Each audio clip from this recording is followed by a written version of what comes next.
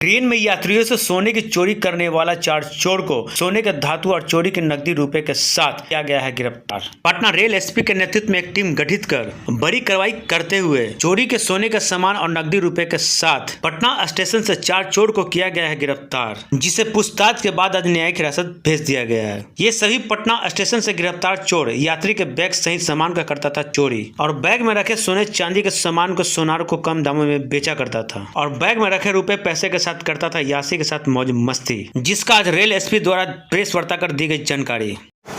क्या मामला है सर? आरपीएफ और जीआरपी के द्वारा संयुक्त रूप से विशेष चेकिंग चलाया जा रहा था।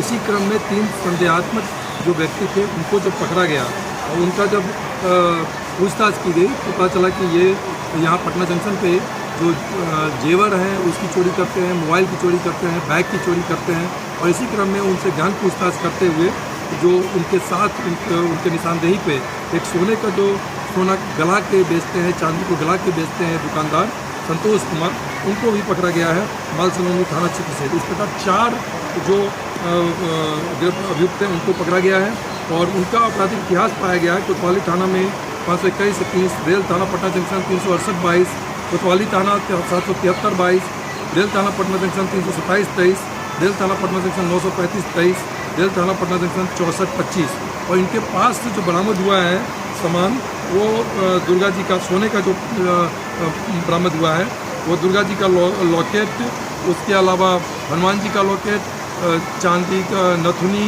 नोज पिन, लॉकेट और उसके अलावा कैश 46,000, चांदी का बिछिया, ब्रासलेट, यह लगभग 1,75,000 मूल्य का सामान इनके पास से चोरी का बरामद हुआ है। इसके द्वारा फिर से पटना जंक्शन पे कुख्यात चोरों को पकड़ा गया है। इस सदस्य के साथ मुख्य गिरोह के जो लोग हैं उनको भी पकड़ा गया है क्या? नहीं, ये 4 लोग जो पकड़े गए हैं इनका मुख्य रूप से पेशा ही है।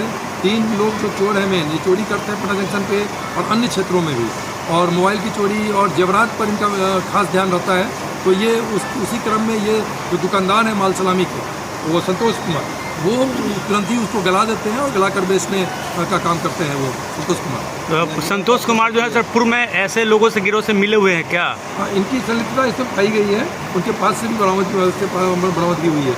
ये 3 जो है ये 21 से ही इनका आपराधिक इतिहास कोतवाली थाना में 2021 का है, फिर 22 का है, पटना जंक्शन से भी ये जेल भेजे गए हैं और कई आपराधिक इतिहास इन लोगों के विरुद्ध में है। इस तरह के जो गिरोह होते हैं सर मुख्य रूप से पकड़े जाते हैं प्लेटफॉर्म पे ही और बाद में फिर आते हैं, फिर छुटते हैं, फिर करते हैं। क्या इनके मुख्य सरगना जो है वहाँ तक पहुँच पाई है पुलिस? नहीं, कई गिरोह कई बार कार्य करते रहते हैं एक साथ। जो अंतर्राज्यीय गिरोह कोई पकड़ के हम लोगों ने जेल भेजा है, उसके बाद यहाँ पे जो कार्य करते हैं लोकल लेवल पे आके करते हैं उसको ही भेजा है। हम लोग उसमें इंगित कर देते हैं इनका के पास जितने भी रिकॉर्ड रहते हैं आपराधिक इतिहास और ज़्यादा से ज़्यादा समय तक विरुद्ध रखने का प्रयास करते हैं हम लोग। ये लोग लगातार ताक में रहते हैं और लंबी दूरी के ट्रेन में खास करके इन लोगों के द्वारा घटना कारित किया जाता है। ये यात्री को कैसे भांप लेते हैं सर? नहीं, जैसे 3-4-5 दिन पहले भी किसी किया गया था तो उसमें एक बहुत बड़ा गिरोह को हम लोगों ने पकड़ा था और वो यूनिक ढंग से सोना को तुरंत गलाता था। तो वो उसमें देखा गया कि वो ऐसी 2 ईयर के में विधिवत पैसेंजर के साथ बैठ के रिजर्वेशन करा के और विश्वास में लेके और पैसेंजर पर ध्यान रख के उनका सामान चोरी किया गया था।